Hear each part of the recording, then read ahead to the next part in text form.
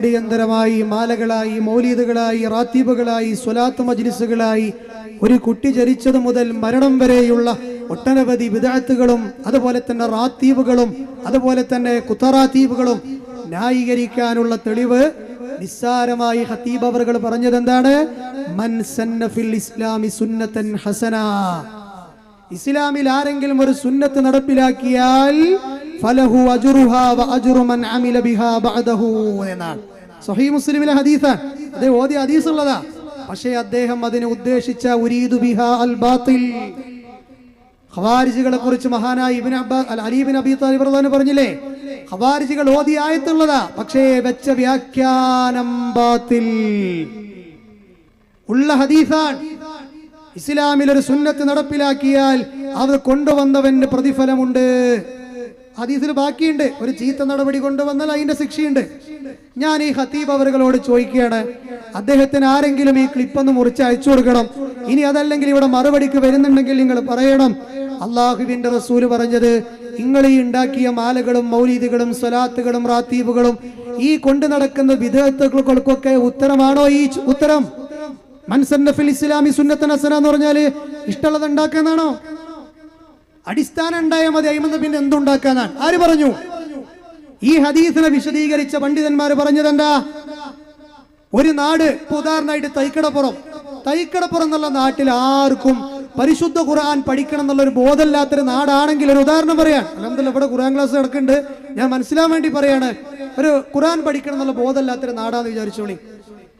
അവിടെ ഖുർആൻ പഠനത്തിന്റെ പ്രാധാന്യത്തെ കുറിച്ച് അറിയുന്ന ഒരാൾ ചെന്നിട്ട് അള്ളാഹുവിന്റെ ഹബീബിന്റെ സുന്നത്താണ് ഖുർആൻ പഠിപ്പിച്ചു കൊടുക്കുക, അത് പഠിക്കുക എന്നുള്ളത്, ആ അറിവില്ലാത്ത ആളുകൾ അടുക്കൽ ചെന്ന് ഈ സുന്നത്തിനെ നടപ്പിലാക്കി അതിനെ ജീവിപ്പിച്ചാൽ അവർക്ക് കൂലിയുണ്ടെന്നാ പറഞ്ഞത്.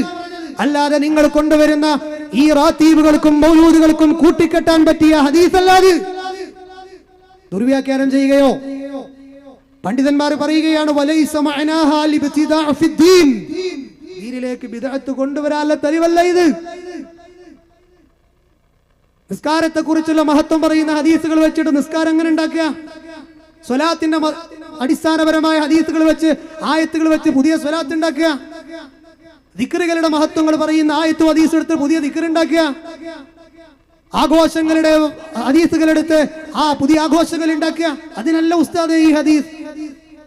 നേരെ മറിച്ചുകൊണ്ട് പ്രവാചകൻ അന്നേ പഠിപ്പിച്ച സുന്നത്തുകൾ അസ്തമിച്ച നാട്ടിൽ ചെന്നത് പഠിപ്പിച്ച് ആ സുന്നത്തിനെ ജീവിപ്പിക്കലാണ്. കളവ് പറയുകയോ ഹബീബിന്റെ ഹദീസിനെ കുറിച്ച്? മൻ കദബ അലയ്യ മുതഅമ്മിദൻ ഫല്യതബവ്വ മഖഅദഹു മിനന്നാർ ഖാല റസൂലുള്ളാഹി സ്വല്ലല്ലാഹു അലൈഹി വസല്ലം. താടി വെക്കണം എന്നുള്ള ഹദീസില്ലേ? ഒരു നാട്ടിൽ ആർക്കും മുസ്ലിങ്ങൾക്ക് അതിനെക്കുറിച്ച് ബോധമില്ലെങ്കിൽ താടിയെ കുറിച്ച് അതിന്റെ പ്രസക്തിയൊക്കെ അറിയുന്ന ഒരാൾ അവിടെ ചെന്ന് വയത് പറയാണ്, ഖാലിഫുൽ മുശ്രിക്കീൻ വഫിറു വല്ലിഹൈ വഅൽഫു അതെ വഅഹ്ഫു ശവാരിബ്, നിങ്ങൾ താടി വെക്കണേ, മീശ വെട്ടണേ എന്നുള്ള ഹദീസ് ഉദ്ധരിച്ച് താടിയെ കുറിച്ച് ബോധമില്ലാത്ത ആളുകളോട് പ്രസംഗിച്ച് ആ സുന്നത്തിനെ ജീവിപ്പിച്ചാൽ മൻ സന്ന ഫിൽ ഇസ്ലാമി സുന്നത്തൻ ഹസന, അവളെ ഓതാമത്. അല്ലാതെ ബിദ്അത്ത് ഉണ്ടാക്കിയിട്ട് ഈ ഹദീസ് വായിക്കുകയോ? ഇതാണോ നിങ്ങളുടെ നിസ്സാരമായ മറുപടി? അത് ഫിറ്റായിട്ടില്ല എന്ന് സ്നേഹത്തോടു കൂടി ഉസ്താദ് അവറുകളോട്, ഖതീബ് അവറുകളോട് ഞങ്ങൾ സൂചിപ്പിക്കുകയാണ്. പണ്ഡിതന്മാർ പറഞ്ഞു, വലൈസൽ മുറാദു അയ്യബ്തദിഅ ഫിദ്ദീൻ മാ ലം യഅ്ദം ബിഹില്ലാ, ബിദ്അത്ത് കൊണ്ടുവരാനുള്ള തെളിവല്ല ഇത്. നേരെ മറിച്ച് നബി പഠിപ്പിച്ച അന്നത്തെ സുന്നത്ത് നടപ്പിലാക്കാനാണ് അത് പഠിപ്പിക്കുന്നത് എന്നാണ് പണ്ഡിതന്മാർ പറഞ്ഞിട്ടുള്ളത്. നോക്കൂ നിങ്ങൾ, ബിദ്അത്ത് എന്ന് പറഞ്ഞാൽ എന്താണെന്നുള്ളത് ഇപ്പോഴും ചില ആൾക്കാർക്ക് മനസ്സിലായിട്ടില്ല. അതാ പ്രശ്നം. രണ്ട് രൂപത്തിലുണ്ട് ബിദ്അത്ത്. ഒന്ന് ഭാഷാപരമായ ബിദ്അത്ത്, അതാണ് ദുനിയാവിൽ ഇപ്പൊ നമ്മൾ അനുഭവിച്ചുകൊണ്ടിരിക്കുന്ന പുതിയ പുതിയ സംവിധാനങ്ങൾ. ഖതീബ് അവറുകൾ നമ്മൾക്ക് ഫസ്റ്റ് മറുപടി പറഞ്ഞില്ലേ, സ്കൂട്ടറിൽ പോകല്, ഫോൺ ഉപയോഗിക്കല്, അതുപോലെ തന്നെ പുതിയ പുതിയ കോൺക്രീറ്റ് കെട്ടിടങ്ങൾ, ഇതൊന്നും നബിന്റെ കാലത്തില്ലല്ലോ, അത് ബിദ്അത്താണോ? നമ്മോട് വേറെ ഉസ്താദ് ചോദിച്ചത്, നബിന്റെ കാലത്ത് മോണിറ്റർ ഇല്ലല്ലോ, അതുകൊണ്ട് അത് ബിദ്അത്താണോ മുജാഹിദീങ്ങളെ? അല്ല, ബിദ്അത്തല്ല. ഭാഷാപരമായിട്ട് പറയാം, പുതുതായി കണ്ടുപിടിച്ചതാണ്, കൊണ്ടുവന്നതാണ് എന്ന്. നമ്മുടെ ശറഇന് നിരക്കാത്ത എന്തെല്ലാം ഭൗതിക സംവിധാനങ്ങളുടെ അതൊക്കെ നമുക്ക് ഉപയോഗിക്കാം. നബി തങ്ങൾ ഒട്ടകപ്പുറത്താ സഞ്ചരിച്ചത്, നമ്മൾ കാറില, നമ്മൾ ബൈക്കില, നമ്മൾ മറ്റു വാഹനങ്ങളിലാണ്. നബിന്റെ കാലത്ത് വാഹനം ഉണ്ടോ എന്ന് ചോദിച്ചാലോ ഇല്ല. എന്നാൽ അത് മതപരമായിട്ടുള്ള ആചാരമല്ല. ഓട്ടോറിക്ഷ സഞ്ചരിച്ച എത്ര കൂലി, അത് ബസ്സിലാണെങ്കിൽ ഇത്ര, അത് ബെൻസിലാണെങ്കിൽ ഇത്ര നമ്മൾ പറയുന്നുണ്ടോ? ഇല്ല.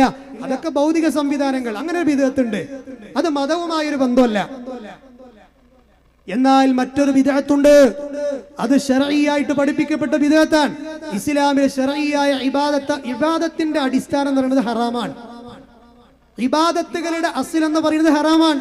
ഒരു ഇബാദത്ത് ഇസ്ലാം ആകണമെങ്കിൽ, പ്രമാണമാകണമെങ്കിൽ ഖുർആനിന്റെ ആയത്ത് വേണം, ഹബീബായ പ്രവാചകന്റെ ഹദീസ് വേണം, അല്ലാത്തതൊക്കെ ഹറാമാണ്. അതുപോലെയാണോ നിങ്ങളുടെ സ്വലാത്തുകൾ? ബസ് പോണ പോലെയാണോ? കോൺക്രീറ്റ് കെട്ടിടണ്ടാക്കുന്ന പോലെയാണോ? ബൈക്കിൽ പോണ പോലെയാണോ? അല്ല. നിങ്ങൾ അതിന് കൂലി പറയുന്നു, ഖുതുബിയത്തിന് കൂലി പറയുന്നു, മാലകൾക്കും മൗലിദുകൾക്കും കൂലി പറയുന്നു, വണ്ണം പറയുന്നു, സമയം നിശ്ചയിക്കുന്നു. അതുപോലെ തന്നെ എത്രയെത്ര കർമ്മങ്ങൾ, സ്വലാത്തുകൾ. ഇപ്പൊ നാരിയ സ്വലാത്തിനെ കുറിച്ച് എന്തൊക്കെ പ്രതിഫലങ്ങൾ നിങ്ങൾ പറയുന്നുണ്ട്. നാരിയ എന്ന് പറഞ്ഞാൽ കത്തിപ്പടരുന്നത് എന്നതിന്റെ അർത്ഥം. അത്രമേൽ എഫക്റ്റ് ഉണ്ടാക്കുന്ന സ്വലാത്താന്നാ. ആരാ പഠിപ്പിച്ചത്? അത് നിങ്ങൾ ബൈക്കുമ്പോ പോണ പോലെയാണോ? അത് നിങ്ങൾ കോൺക്രീറ്റ് കെട്ടിട്ടുണ്ടാക്കുന്ന പോലെയാണോ? ഒന്ന് ഭൗതിക സംവിധാനമാണ്, മറ്റൊന്ന് മതപരമായ ബിദ്അത്താണ്. ഉസ്താദ് പറഞ്ഞില്ലേ, കുല്ലു ബിദ്അത്തിൻ ദലാല എന്നുള്ളതിന്റെ ബുക്കിൽ നോക്കി അർത്ഥം വായിച്ചാൽ തെറ്റും. പിന്നെ എവിടെ നോക്കിയിട്ടാ വായിക്കണ്ടേ? കിതാബ് തന്നെയല്ലേ പഠിക്കണ്ടേ? അള്ളാഹുവിന്റെ റസൂൽ 1000 തവണയൊന്നുമല്ലല്ലോ കുല്ലു ബിദ്അത്തിൻ ദലാല എന്ന് പറഞ്ഞത്. മതപരമായി ഒറ്റ ബിദ്അത്തേ ഉള്ളൂ, നല്ല ബിദ്അത്തില്ല. അങ്ങനെ ഒരു പ്രയോഗമേ ഇല്ല. അത് പ്രയോഗിച്ചത് നിങ്ങൾ മനസ്സിലാക്കിയ ഭാഷയിലുമല്ല. ഇസ്ലാമിൽ ബിദ്അത്താണോ അത് ദലാലത്താണ്. പുതുതായി എന്ത് നന്മകൾ നിങ്ങൾ മതപരമായി കൊണ്ടുവന്നാലും മൻസന്ന ഫിൽ ഇസ്ലാം അല്ലത്. പിന്നെയോ മൻ അഹ്ദസ ഫീ അംരിനാ ഹാദാ മാ ലൈസ മിൻഹു ഫഹുവ റദ്ദുൻ മൻ അമില അമലൻ ഫലൈസ മൻ അമില അമലൻ മൻ അമില അമലൻ ലൈസ അലൈഹി അംറുനാ ഫഹുവ റദ്ദുൻ. ഞാൻ പഠിപ്പിക്കാത്ത വല്ല അമലുകളും നിങ്ങൾ കൊണ്ടുവന്നാൽ അതും തള്ളപ്പെടേണ്ടതാണ്. ഞാൻ പഠിപ്പിക്കാത്ത വല്ല കർമ്മങ്ങളും കൊണ്ടുവന്നാൽ അത് തള്ളപ്പെടേണ്ടതാണ്. ഇതാണ് ഈ വിഷയത്തിൽ ഞങ്ങളുടെ നിലപാട്. കാരണം അൽയൗമ അക്മൽതു ലക്കും ദീനക്കും വഅത്മംതു അലൈക്കും നിഅമതി വറദീതു ലക്കുമുൽ ഇസ്ലാമ ദീനാ. ദീൻ പൂർത്തിയാക്കപ്പെട്ടിട്ടുണ്ട്. ഇനി ഇതിലേക്കൊരു ഇബാദത്ത് വേണ്ട, ഇതിലേക്കൊരു ദിക്ർ വേണ്ട, ഇതിലേക്കൊരു സ്വലാത്ത് വേണ്ട. എല്ലാ കാര്യങ്ങളും ഇസ്ലാം പഠിപ്പിച്ചു കഴിഞ്ഞു, ഹബീബായ പ്രവാചകൻ പഠിപ്പിച്ചു കഴിഞ്ഞു. മഹാനായ ഇബ്നു ഉമർ റളിയല്ലാഹു അൻഹു പറഞ്ഞില്ലേ, അതേ എത്ര നല്ല കർമ്മമാണ് നിങ്ങൾ ദീനിലേക്ക് കൊണ്ടുവരുന്നതെങ്കിലും കുല്ലു ബിദ്അത്തിൻ ദലാല വ ഇൻ റആഹൻ നാസു ഹസനാ. എത്ര നല്ലതായി കണ്ടാലും ശരി, അന്നദാനമല്ലേ, ദിക്റല്ലേ, ഖുർആൻ പാരായണമല്ലേ, ഇന്ന ഇന്ന കാര്യങ്ങളല്ലേ, എത്ര നല്ലതാണെങ്കിലും ശരി, ഹബീബ് പഠിപ്പിക്കാത്തതാണോ കുല്ലു ബിദ്അത്തിൻ ദലാല. നിങ്ങൾക്കൊരു സംഭവം ഞാൻ പെട്ടെന്ന് കേൾപ്പിക്കുകയാണ്. മഹാനായ ഇബ്നു മസ്ഊദ് റളിയല്ലാഹു അൻഹു ജീവിച്ചിരിക്കുന്ന കാലം, ഹബീബായ പ്രവാചകന്റെ കാലശേഷം അതാ കുഫ എന്ന് പറയുന്ന നാട്ടിലെ അറിയപ്പെട്ട പള്ളിയിൽ അവരൊക്കെ നിസ്കരിക്കാൻ വരുന്ന പള്ളിയാണ്. കുറച്ചാളുകൾ അതാ നിസ്കാരത്തെ കാത്തിരിക്കുകയാണ്. കാത്തിരിക്കുന്ന ആളുകൾ വട്ടം കൂടി ഹൽക്കയായിരിക്കുകയാണ്. അതിന്റെ നടുവിൽ ഒരു അമീർ ഇരിപ്പുണ്ട്. ആ അമീർ ചുറ്റുമുള്ള ആളുകളോട് പറയുകയാണ്, നിങ്ങളുടെ കൈകളിലുള്ള ചെറിയ ചെറിയ കല്ലുകൾ ഉണ്ടല്ലോ, അതേ ഹല്ലിലൂ മിആ കബ്ബിറൂ മിആ, അതുപോലെ തന്നെ ഹമ്മിദൂ മിആ. ഞാൻ അൽഹംദുലില്ലാ പറയുമ്പോ 100 വട്ടം നിങ്ങളത് ചൊല്ലി കല്ല് പെറുക്കിയിടണേ. സുബ്ഹാനല്ലാഹ് പറയുമ്പോ കല്ല് പെറുക്കിയിടണേ. അവർ നിസ്കാരത്തെ വെയിറ്റ് ചെയ്യുകയാണ്. ഈ വിവരമതാ പള്ളിയിലേക്ക് വരാനിരിക്കുന്ന ഇബ്നു മസ്ഊദ് റളിയല്ലാഹു അൻഹു അറിയുകയാണ്. ഇബ്നു മസ്ഊദ് തങ്ങൾ പെട്ടെന്ന് വന്നുകൊണ്ട് ഈ സമൂഹത്തോട് ചോദിച്ച ചോദ്യം എന്താണെന്നറിയുമോ? എന്തൊരു നല്ല കാര്യമാണ് നിങ്ങൾ ചെയ്യുന്നത്, ദിക്റല്ലേ, അൽഹംദുലില്ലയല്ലേ, അല്ലാഹു അക്ബർ അല്ലേ എന്നല്ല. വൈഹക്കും യാ ഉമ്മത മുഹമ്മദിൻ, മുഹമ്മദ് നബിയുടെ സമൂഹമേ നിങ്ങൾക്ക് നാശം. മാ അസ്റഅലതുകും ഹൗലാഇ സ്വഹാബത്തു നബിയിക്കും സല്ലല്ലാഹു അലൈഹി വസല്ലം.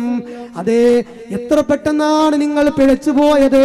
ഹബീബായ പ്രവാചകൻ ഉപയോഗിച്ച പാത്രങ്ങൾ ഉടഞ്ഞു തീർന്നിട്ടില്ല, അവിടുന്ന് ഉപയോഗിച്ച വസ്ത്രങ്ങൾ നുരുമ്പി തീർന്നിട്ടില്ല. അതിന്റെ മുന്നേ നിങ്ങൾ സ്വലാലത്തിന്റെ വഴി വെട്ടി തുറക്കുകയാണോ? എന്താണ് അവർ ചെയ്ത ബിദ്അത്ത്? പറയൂ സമസ്തക്കാരെ. സുബ്ഹാനല്ലാഹ് ചൊല്ലിയതാണോ? അൽഹംദുലില്ലാ ചൊല്ലിയതാണോ? അല്ലാഹു അക്ബർ ചൊല്ലിയതാണോ? ഇമാം ദാരിമി തന്റെ സുനനിൽ ഇത് ഉദ്ധരിച്ചിട്ടില്ലേ? സ്വഹീഹല്ലേ? അല്ല എന്ന് പറയാൻ ആർക്കും സാധ്യമല്ല. പക്ഷേ അത് ബിദ്അത്തായത് അവർ അതിന് പ്രത്യേക രീതി നിശ്ചയിച്ചു. ഒരു വട്ടം കൂടിയിരിക്കാൻ അതിന് പഠിപ്പിച്ചിട്ടില്ല. കല്ലിങ്ങനെ പ്രത്യേകം പെറുക്കിയിടാൻ പഠിപ്പിച്ചിട്ടില്ല. ഒരു അമീർ നിശ്ചയിക്കാൻ പഠിപ്പിച്ചിട്ടില്ല. എന്നിട്ട് മഹാനായ ഇബ്നു മസ്ഊദ് റളിയല്ലാഹു അൻഹു പറയുകയാണെന്ത്? അതേ, ഇബ്നു മസ്ഊദിനോട് ആ ദിക്ർ ചൊല്ലുന്ന ആളുകൾ പറയുകയാണ്, മാ അറദ്നാ ബിഖൈർ, അല്ലയോ ഇബ്നു മസ്ഊദേ, ഞങ്ങൾ നല്ലതല്ലാത്തതൊന്നും ഉദ്ദേശിച്ചില്ല. ഖൈറേ ഞങ്ങൾ ഉദ്ദേശിച്ചുള്ളൂ. അന്നദാനം ഖൈറാണ്, ഖുർആൻ പാരായണം മരിച്ചെടുത്ത് ഖൈറാണ് എന്നൊക്കെ പറയുന്നവരില്ലേ, നല്ലതല്ലേ എന്ന് പറയുന്നവരില്ലേ? എങ്കിൽ അവരോട് പറയാനുള്ളത് സ്വലാത്തല്ലേ, ദിക്റല്ലേ എന്ന് പറഞ്ഞു കൊണ്ടുവരാൻ പറ്റിയ ഇരപ്പന്റെ അരിക്കൊട്ടയല്ല കേട്ടോ ദീൻ. നേരെ മറിച്ചുകൊണ്ട് അൽയൗമ അക്മൽതു ലക്കും ദീനക്കും വഅത്മംതു അലൈക്കും നിഅമതി വറദീതു ലക്കുമുൽ ഇസ്ലാമ ദീനാ. ദീൻ പൂർത്തിയാക്കപ്പെട്ടിട്ടുണ്ട്. ഇമാം ഷാത്തിബി റഹിമഹുല്ലാഹ് അദ്ദേഹത്തിന്റെ കിതാബുൽ ഇഅ്തിസാം ബിൽ കിതാബി വസ്സുന്നഹ് എന്ന് പറയുന്ന ഗ്രന്ഥത്തിന്റെ 1-ാം വാള്യത്തിൽ പറഞ്ഞില്ലേ, എന്റെ ബിദ്അത്ത് എന്ന് പറഞ്ഞാൽ ആരാധനകളിൽ അധികരിപ്പിക്കലാണ്. നന്മ ഉദ്ദേശിച്ചുകൊണ്ട് ഓൾറെഡി ഒരു സ്വലാത്തുണ്ട്, നന്മ ഉദ്ദേശിച്ച് വേറെ കുറച്ച് സ്വലാത്തുകൾ കൊണ്ടുവരിക. ഓൾറെഡി ദിക്റുകളുണ്ട്, നന്മ ഉദ്ദേശിച്ച് വേറെ ദിക്റുകൾ കൊണ്ടുവരിക. ഓൾറെഡി ഒരു ഖുർആൻ പാരായണങ്ങൾ പഠിപ്പിക്കപ്പെട്ട ഇടങ്ങളുണ്ട്, നമ്മൾ നന്മ ഉദ്ദേശിച്ച് വേറെ ചില സ്ഥലങ്ങൾ പഠിപ്പിക്കുക. അപ്പൊ മൻസന്ന ഫിൽ ഇസ്ലാമി സുന്നത്തൻ ഹസന എന്നുള്ളത് ഖതീബ് അവറുകളെ നിങ്ങൾക്ക് കൂട്ടിക്കെട്ടാൻ നിങ്ങളുടെ ഈ 14 ചോദ്യങ്ങൾക്കുള്ള ഉത്തരായിട്ട് ആ നിസ്സാരമായിട്ടുള്ളത് പോരാ എന്ന് വളരെ വിനയത്തോടു കൂടി ഞങ്ങൾ നിങ്ങളോട് സൂചിപ്പിക്കുകയാണ്. അല്ലേ, ഞങ്ങൾ പറഞ്ഞിരുന്നില്ലേ 400 കൊല്ലം മുമ്പ് വന്നത്, 300 കൊല്ലം മുമ്പ് വന്നത്, 600 കൊല്ലം മുമ്പ് വന്നത്, 700 കൊല്ലം മുമ്പുണ്ടായ ബുർദ ബൈത്ത് ചൊല്ലണമെങ്കിൽ അത് തന്നെ ബിദ്അത്താണ്. ബൂസൂരി ഉണ്ടാക്കിയ ബുർദയോ ബിദ്അത്ത്. ആ ബുർദ ചൊല്ലണമെങ്കിൽ വുളു വേണമല്ലോ. ഉസ്താദ് പറയട്ടെ.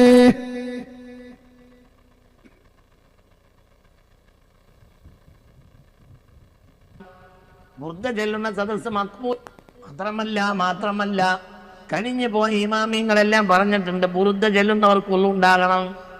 ബുർദ ചൊല്ലുന്ന സദസ്സ് മഖ്ബൂലാണെങ്കിൽ അവിടെയും ഖദർ വരുമെന്ന്. ഖദർ വന്ന സംഭവം എത്രയോ ഞാൻ കണ്ടിട്ടുണ്ട്, കിതാബിൽ ഞാൻ കണ്ടിട്ടുണ്ട്. എത്രയോ സദസ്സിൽ ബുർദ ചൊല്ലുന്ന സദസ്സ് ഖദർ നബി വന്നിരിക്കും. ഖദർ നബിക്ക് ഭയങ്കര ഇഷ്ടമാണ്. എന്ത് ബുർദയിലെ അങ്ങോട്ട് തട്ടി വിടുകയാണ്. ഖിദർ നബി വന്നു. ഇയാള് ഖിദർ നബിനെ കണ്ടിക്കണ? ഇയാളിപ്പോ എവിടെ പിടുത്തം കിട്ടാതെ പോയി ഇപ്പൊ എവിടെല്ലോ എത്തിയിട്ടുണ്ട്. EK സംസ്ഥയിലുള്ള കാലത്ത് പ്രസംഗിച്ചാണത്. ബുർദ ചൊല്ലണമെങ്കിൽ ഉളുവാണല്ലോ. എവിടെ ഹദീസുള്ള ഉസ്താദ്? നിങ്ങൾ എന്തിനാണ് ഈ നുണ പറയുന്നത്? ബുർദയോ ബിദ്അത്താൻ? 700 കൊല്ലങ്ങൾക്ക് മുമ്പ് ബുർദ ബിദ്അത്തല്ലേ? നബിയോ സഹാബത്തോ പഠിപ്പിച്ചതാണോ അത്? അത് ചൊല്ലണമെങ്കിൽ വുളു വേണല്ലോ. അതിന് നിങ്ങൾ മൻസന്ന ഫിൽ ഇസ്ലാമി സുന്നത്തുൻ ഹസന എന്ന് ഓതിയാ മതി ഖതീബേ. അത് ഇതിലേക്ക് ചേർക്കാൻ പറ്റുമോ? പറ്റൂല. ഇനി നിങ്ങൾ ഇതിനു കൂടി ഒരു തെളിവ് പറഞ്ഞാട്ടി.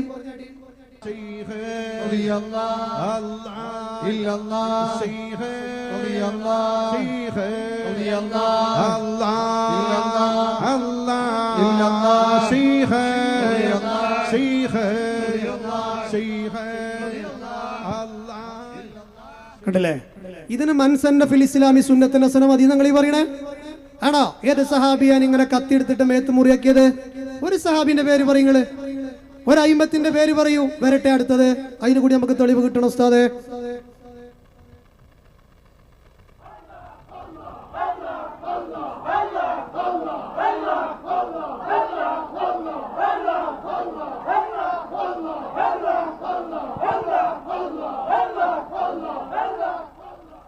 അല്ലേ? അപ്പൊ ഇതിനൊക്കെ മൻസന്ന ഫിൽ ഇസ്ലാമി സുന്നത്തുൻ ഹസന അല്ലേ? അള്ളാഹുവിന്റെ റസൂലിന്റെ ഹദീസിനെ ദുർവ്യാഖ്യാനിച്ചിട്ട് നിങ്ങൾക്ക് ഇതിന് ഇത് മതിയോ തെളിവ്? തീർന്നില്ല, മറ്റൊരു റാത്തീബ് വരട്ടെ.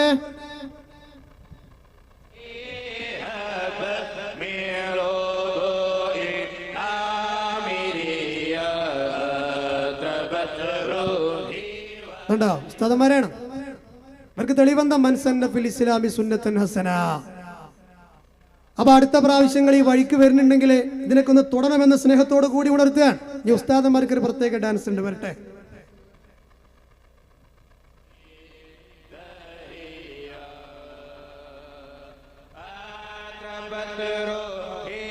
ശരി ശരി മതി, ഇങ്ങനെ കുറെ ഉണ്ട്, നിങ്ങൾ കണ്ടിട്ടുണ്ട്, നിങ്ങൾ സോഷ്യൽ മീഡിയ ഉപയോഗിക്കുന്ന ആളുകളാണല്ലോ.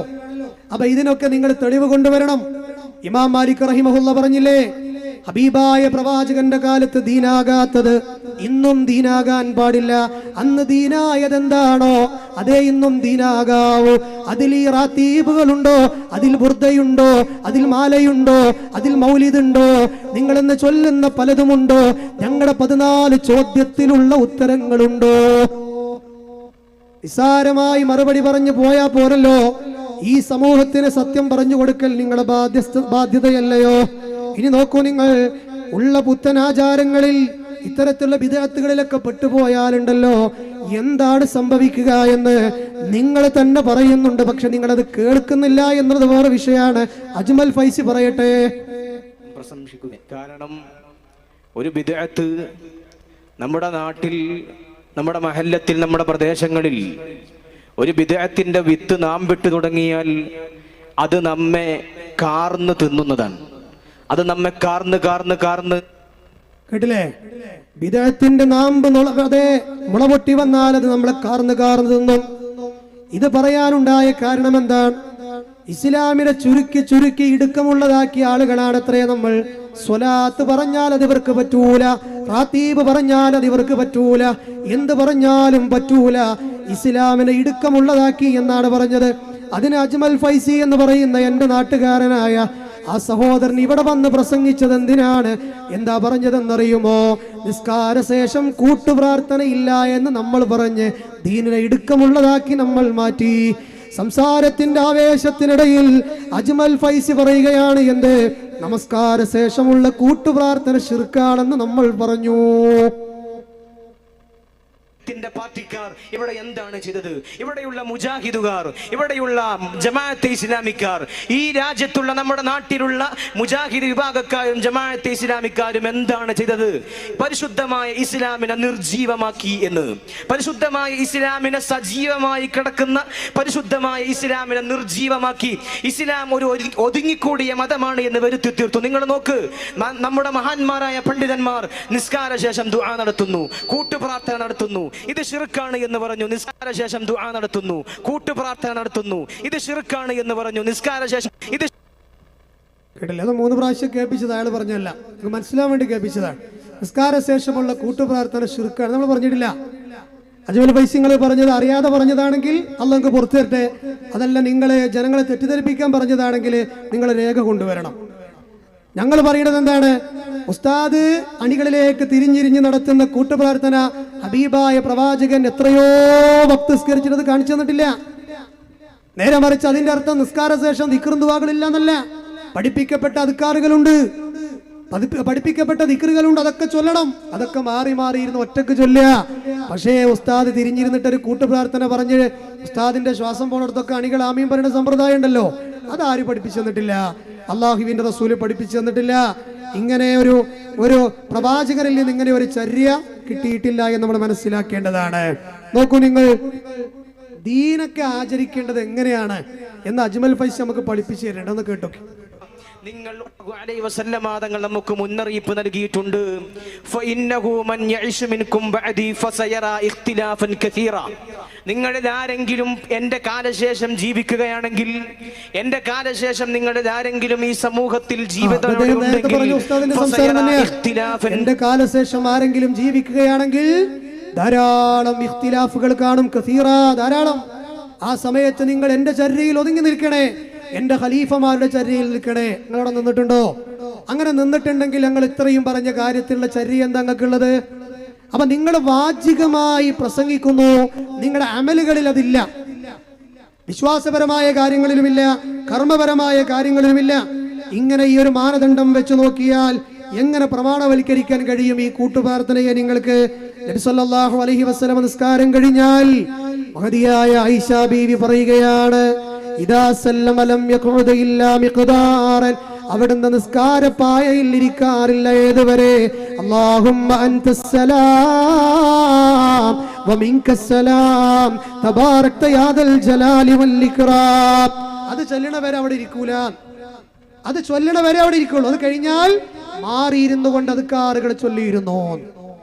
ഇവിടെ ഞങ്ങളുള്ളത് ഇത് ചെയ്യാത്തതിന്റെ പേരിൽ ഞങ്ങൾ ശിർക്ക് ചെയ്തവരായി എന്നും അതുപോലെ തന്നെ ഞങ്ങൾ ദീനെ ഇടുക്കമുള്ളതാക്കി എന്നൊക്കെ പറഞ്ഞാൽ ഇമാം ശാഫിഈ റഹിമഹുള്ള പറഞ്ഞൊരു വാക്കെന്താണ്?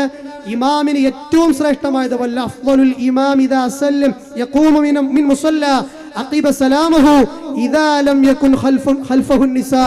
സ്ത്രീകൾ പിറകിലില്ല എങ്കിൽ ഇമാം പെട്ടെന്ന് എണീറ്റ് പോകലാണ് അഫ്ളൽ എന്ന് ഇമാം ശാഫിഈ റഹിമഹുള്ള അദ്ദേഹത്തിന്റെ വാക്ക് തുഹ്ഫ എന്ന് പറയുന്ന ഗ്രന്ഥത്തിൽ പണ്ഡിതന്മാർ കൊടുക്കുന്നുണ്ട്. അവിടെ ഞങ്ങളുള്ളത്.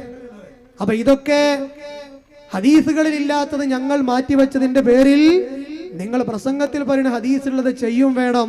അത് ചെയ്ത് ഞങ്ങളെ നിങ്ങൾ പുത്തൻവാദികളാക്കും ചെയ്യുന്നതിന്റെ പിന്നിൽ എന്താണ് അതിന്റെ മാന്ത്രികം ഞങ്ങൾക്ക് മനസ്സിലാകുന്നില്ല എന്ന് സ്നേഹത്തോട് കൂടി ഉണർത്തുക. എന്നിട്ട് അജ്മൽ ഫൈസി നമ്മളോടൊക്കെ ഒരു സങ്കടം പറയുന്നുണ്ട്. നിങ്ങൾ നോക്ക്, ഖുതുബിയത്തും മൗലിദും ഓതിയിരുന്ന, ഖബർ സിയാറത്ത് നടത്തിയിരുന്ന, വളരെ മനോഹരമായി ഇസ്ലാമിന്റെ ആചാരങ്ങളും അനുഷ്ഠാനങ്ങളും വളരെ കൃത്യമായി മനോഹരമായി ഇസ്ലാമിനെ സജീവമാക്കിയിരുന്ന എല്ലാത്തിൻ്റെയും നടുവിൽ അവർ കൊണ്ടുപോയി കത്തിവെച്ചു, ഇസ്ലാമിനെ നിർജീവമാക്കി. ഇസ്ലാമിനെ നിർജീവാക്കി. അദ്ദേഹത്തിന്റെ പ്രസംഗത്തിൽ ഇടക്കിടക്ക് വന്നൊരു വാക്കാണ് നിർജീവത. ആരാ നിർജീവാക്കണത്? നമ്മളാണോ? ഇസ്ലാമിൽ ഇല്ലാത്തത് കടത്തിക്കൂട്ടിയിട്ട് ഇസ്ലാമിന്റെ മുഖത്തെ വികൃതമാക്കുന്നത് നിങ്ങളല്ലേ? ഇതൊക്കെ അല്ലേ കഴിഞ്ഞ പ്രോഗ്രാമിൽ ഞങ്ങൾ ചോദിച്ചിരുന്നു. അങ്ങനെയാണെങ്കിൽ നിങ്ങൾ ചെയ്ത 14 ചോദ്യത്തിന് നിങ്ങളൊന്ന് മറുപടി പറയുകയാണെങ്കിൽ ഈ പറഞ്ഞ നിങ്ങളുടെ ഈ വാക്കിന് ആത്മാർത്ഥതയില്ല എന്ന് അപ്പം മനസ്സിലാക്കാൻ പറ്റും അല്ലേ? പിന്നെ അദ്ദേഹം പറഞ്ഞൊരു കാര്യം എന്താ, നിങ്ങൾ പെട്ടെന്ന് ഞാൻ ചുരുക്കുകയാണ്. അദ്ദേഹം പറഞ്ഞത് ഉമർ മൗലവി എന്ന് പറയുന്ന പണ്ഡിതൻ നബി സല്ലല്ലാഹു അലൈഹി വസല്ലം 100 തെറ്റ് ചെയ്തിരുന്ന ആളാണ് എന്നൊക്കെ പറഞ്ഞു വെച്ചിട്ടുണ്ട് എന്നാണ് അദ്ദേഹം നമ്മളെ കുറിച്ച് പറഞ്ഞിട്ടുള്ളത്. ആ ക്ലിപ്പൊന്നും ഞാൻ ഇവിടെ കേൾപ്പിക്കുന്നില്ല അല്ലേ? നോക്കൂ നിങ്ങൾ, മഹാനായ ഉമർ മൗലവി റഹിമഹുല്ല, അദ്ദേഹത്തിന്റെ ഖബറിടം അല്ലാഹു വിശാലമാക്കി കൊടുക്കുമാറാകട്ടെ.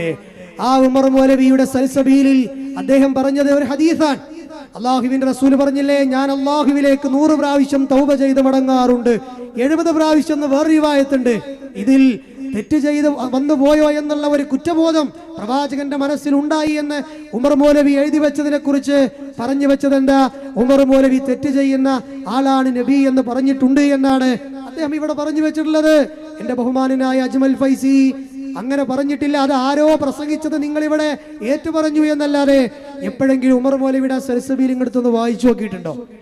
നാദാപുരം എന്ന് പറയുന്ന സ്ഥലത്ത് ഗണനം നടക്കുമ്പോ പേരോട് അബ്ദുറഹ്മാൻ സഖാഫിയും ഈ വിഷയം പറഞ്ഞിരുന്നു. ഉമർ മൗലവി നബി തെറ്റ് ചെയ്ത ആളാണെന്ന് പറഞ്ഞ് പേരോട് പ്രസംഗിച്ചപ്പോ ബഹുമാനനായ ഹുസൈൻ സൽഫി അതിനൊരു ക്ലാരിറ്റി വരുത്തുന്നുണ്ട്.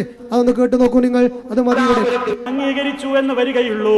മുമ്പ് എവിടെയാ എതിർത്തത്? അതൊക്കെ ഞാൻ നിങ്ങളോട് വിശദീകരിക്കുന്നുണ്ട്. അയാളെ പറയുന്ന ആരോപണം നിങ്ങളൊന്ന് കേട്ടോളൂ. അള്ളാന്റെ റസൂല് കുറ്റക്കാരനാണെന്ന് പറഞ്ഞ മുജാഹിദിനെ കൊണ്ട് നാദാപുരത്ത് വെച്ച് അല്ല എന്ന് സമ്മതിപ്പിച്ചു. അള്ളാഹുവിന്റെ റസൂല് കുറ്റക്കാരനാണെന്ന് പറഞ്ഞ മൗലവിനെ കൊണ്ട് നാദാപുരത്ത് വെച്ച് അല്ല എന്ന് സമ്മതിപ്പിച്ചു. എന്തൊരു സുഖമുള്ള ആരോപണം അറിയോ?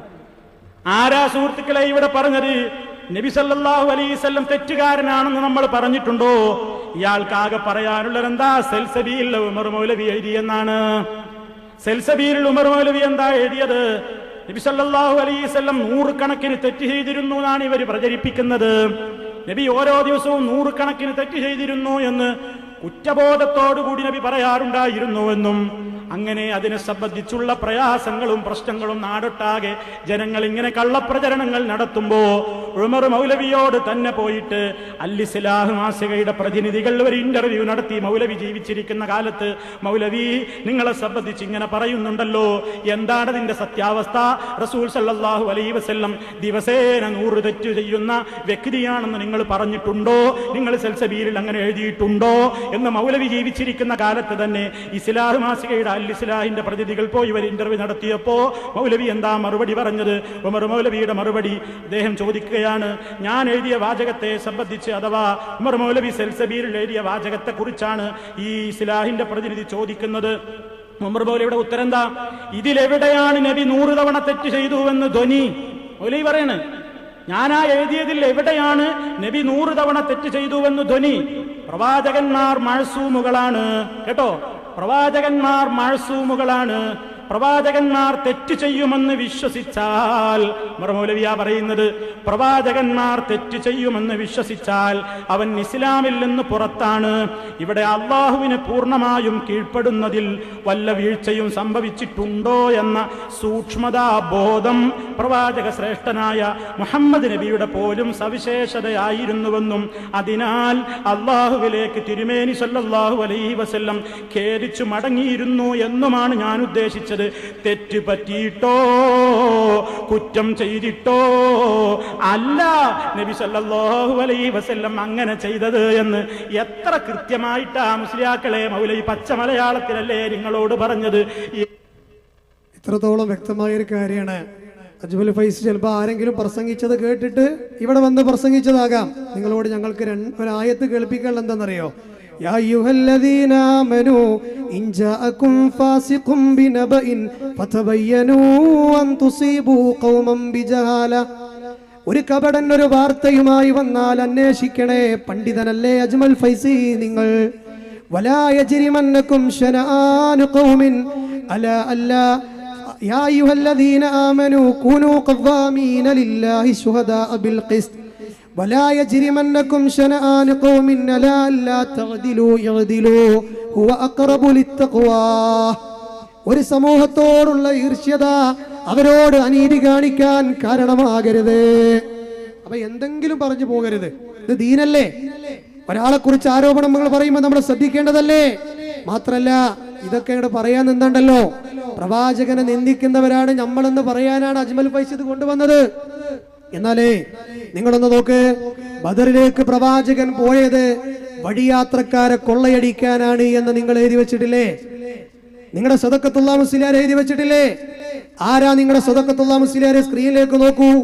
മഹിതമായ പാരമ്പര്യം നിങ്ങൾ എണ്ണുമ്പോ പ്രവാചകനിലേക്ക് ആ പ്രവാചകനിൽ നിന്നുള്ള പാരമ്പര്യം എണ്ണുമ്പോ അവസാന ഭാഗത്ത് അണ്ടർലൈൻ ചെയ്തത് കാണാം, അബൂ ഉസാമ സദഖത്തുള്ള മുസ്ലിയാർ. ഇത് ഞാനെന്ന് പരിചയപ്പെടുത്തിയാണ് സദഖത്തുള്ള മുസ്ലിയാരെ. ആ സദഖത്തുള്ള മുസ്ലിയാരുടെ ഒരു പുസ്തകത്തിൽ അദ്ദേഹം എഴുതി വെച്ചത് എന്താണ്? 1978 സുന്നി വോയിസ് ദൈവാരികയിൽ കണ്ണിയത്ത് എഴുതിയ ഒരു വിഷയം. എന്താ എഴുതിയത്? നബി സല്ലല്ലാഹു അലൈഹി വസല്ലമയും തങ്ങളും അനുയായികളും ബദറിലേക്ക് പുറപ്പെട്ടത് ധനസമ്പാദനത്തിന് വേണ്ടി, വഴിയാത്രക്കാരെ കവർച്ച ചെയ്യാൻ വേണ്ടിയാണ് എന്ന് സദഖത്തുള്ള മൗലവി എഴുതിയതിൽ ഞാൻ അത്ഭുതപ്പെടുന്നു. അപ്പൊ സദഖത്തുള്ള മൗലവി എഴുതിയത് നബിയും സ്വഹാബത്തും ബദറിലേക്ക് പോയത് കൊള്ളയടിക്കാനാണ്. ശംസുൽ ഉലമ അതിനെ തിരുത്തുകയാണ്. ശംസുൽ ഉലമ കണ്ണിയത്തല്ല. ആ ശംസുൽ ഉലമ അത്ഭുതപ്പെടുകയാണ് ഈ വിഷയത്തെക്കുറിച്ച്. പാരമ്പര്യം എണ്ണുമ്പോ സദഖത്തുള്ള മുസ്ലിയാരങ്ങൾ എണ്ണില്ലേ?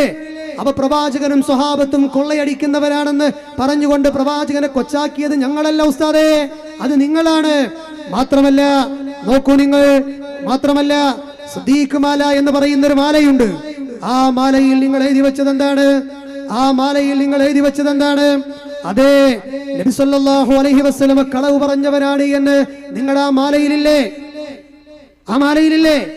മഹാനായ പ്രവാചകന്റെ മുന്നിൽ വന്നുകൊണ്ടൊരു പെണ്ണ് ചോദിക്കുകയാണ്. ആ വിഷയത്തെ കുറിച്ച് നെല്ലിക്കുത്ത് ഇസ്മായിൽ മുസ്ലിയാരോട് ഒരു ചോദ്യം വന്നു.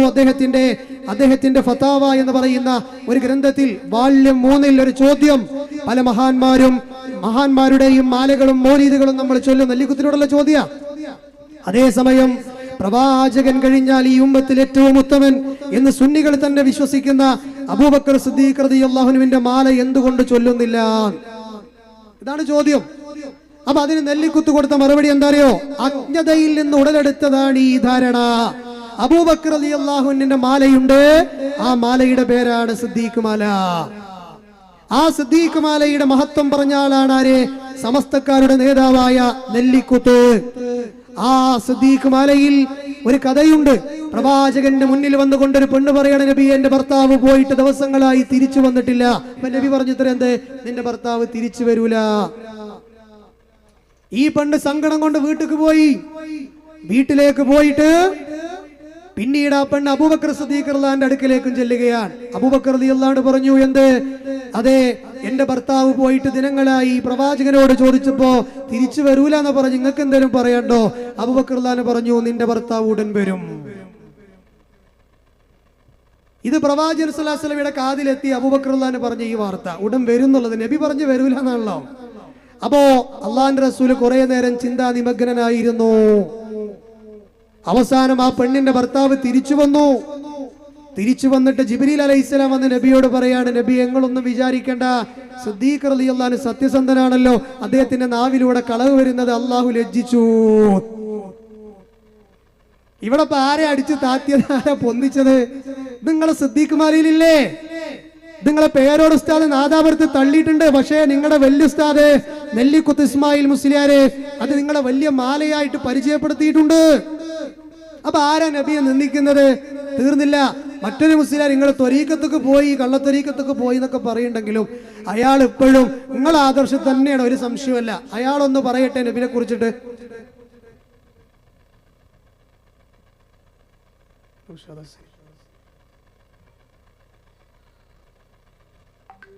വീട്, മൂലേര വീട്, വലിയ വലിയ ആളുകളുടെ ഒക്കെ വീടുകൾ.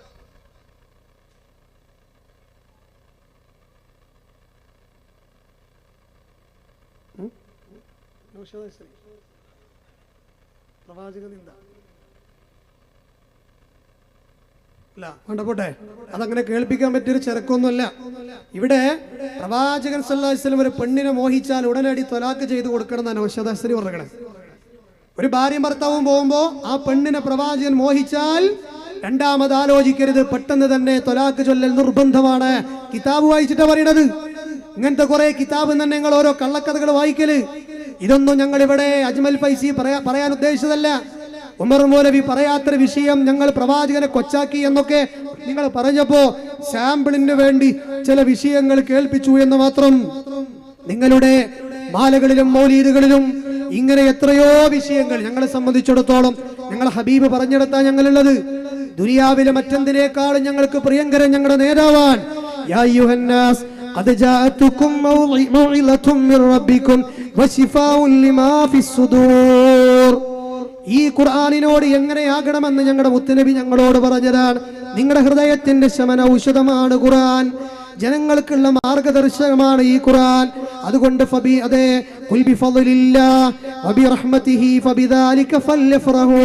ഈ ഖുർആനെ കൊണ്ട് നിങ്ങൾ സന്തോഷിച്ചു കൊള്ളണേ എന്നും റസൂലുള്ളാഹി പറഞ്ഞിട്ടുണ്ട്. വിശുദ്ധ ഖുർആനിന്റെ വചനമോദിയിട്ട് അത് ജീവിതത്തിൽ പകർത്താനുള്ളതാണ്, അത് ജീവിതത്തിൽ കൊണ്ടുവരാനുള്ളതാണ്. ഈ ഖുർആനിന്റെ വിഷയത്തിൽ വരെ പ്രവാചക നിന്ദ നടത്തിയ ആൾക്കാരാണ് നിങ്ങൾ. പ്രവാചക നിന്ദ നടത്തിയ ആൾക്കാരാണ് നിങ്ങൾ. ജീവിച്ചിരിക്കുന്നവർക്കുള്ള ഉത്ബോധക ഗ്രന്ഥമാണ് എന്ന് സൂറത്തു യാസീനിൽ പറഞ്ഞിട്ടില്ലേ? അഫലാ യതദബ്ബറൂനൽ ഖുർആൻ എന്ന് അല്ലാഹു ചോദിക്കുന്നില്ലേ? വമൻ അറദ അൻ ദിക്രി ഫഇന്ന ലഹു മഈശതൻ ലൻക എന്ന് ഖുർആൻ പറയുന്നില്ലേ? മാത്രമല്ല എത്രയെത്ര വചനങ്ങളിലാണ് വിശുദ്ധ ഖുർആനിന്റെ ഫളൽ അല്ലാഹു പറഞ്ഞത്. ഈ ഖുർആനിനെ അവഗണിക്കുന്ന ആളുകൾക്ക് വരുന്ന ദുരന്തത്തെ കുറിച്ചും ഖുർആൻ പറഞ്ഞില്ലേ? കദാലിക അതത്ക ആയാതുനാ ഫനസീതഹാ വകദാലികൽ യൗമ തുൻസാ. അല്ലാഹ് നാളെ മറന്നു കളയുന്ന വിഭാഗമാണവർ. സൂറത്ത് തൗബയിൽ നമുക്ക് കാണാം. നാളെ അല്ലാഹുവിന്റെ റസൂല് കംപ്ലൈന്റ് കൊടുക്കുന്ന വിഭാഗമാണിവർ. ഖുർആനിനെ തള്ളിക്കളഞ്ഞ ആളുകൾ. എങ്ങനെയുള്ള റസൂലാണ് ഈ കംപ്ലൈന്റ് കൊടുക്കുന്നതെന്നറിയുമോ? ലഖദ് ജാഅകും റസൂലുൻ മിൻ അൻഫുസികും അസീസുൻ അലൈഹി മാ അനിതുൻ ഹരീസുൻ അലൈക്കും ബിൽ മുഅ്മിനീന റഊഫുർ റഹീം. നമ്മൾക്കൊരു വേദന വരുന്നത് സഹിക്കാത്ത പ്രവാചകൻ, നമ്മുടെ വിഷയത്തിൽ അത്യാഗ്രഹിയായ പ്രവാചകൻ, റഊഫും റഹീമുമായ പ്രവാചകൻ. ആ ഹബീബ് നാളെ കംപ്ലൈന്റ് കൊടുക്കുന്നത് ആർക്കെതിരെയാണ്? ഈ ഉമ്മത്തിലെ ഖുർആനിനെ അവഗണിച്ചവർക്കെതിരെയാണ്. നോക്കൂ നിങ്ങൾ, SYS വനീർ 1998 ഇറങ്ങിയ മൗലാന കണ്ണിയത്തുമായുള്ള അഭിമുഖത്തിൽ പറയുന്നത് എന്താണ്? അതെ, ഖുർആൻ പരിഭാഷപ്പെടുത്താൻ പറ്റുമോ എന്ന് ചോദിച്ചപ്പോൾ അദ്ദേഹം പറഞ്ഞത് എന്താണ്? പാടില്ല, അത് ഹറാമാണെന്നാണ് പറഞ്ഞു വെച്ചത്. കണ്ടോ നിങ്ങള്, ഖുർആൻ പരിഭാഷപ്പെടുത്തി ജനങ്ങൾക്ക് അത് പഠിക്കാനുള്ള എളുപ്പവഴി ഉണ്ടാക്കി കൊടുക്കരുത്, അത് ഹറാമാണെന്ന് നിങ്ങളുടെ നേതാക്കന്മാർ എഴുതി വെക്കുകയാണ്. തീർന്നില്ല, അടുത്തത് വരട്ടെ. തഹദീറുൽ ഇഖ്വാൻ മിൻ തർജമത്തിൽ ഖുർആൻ.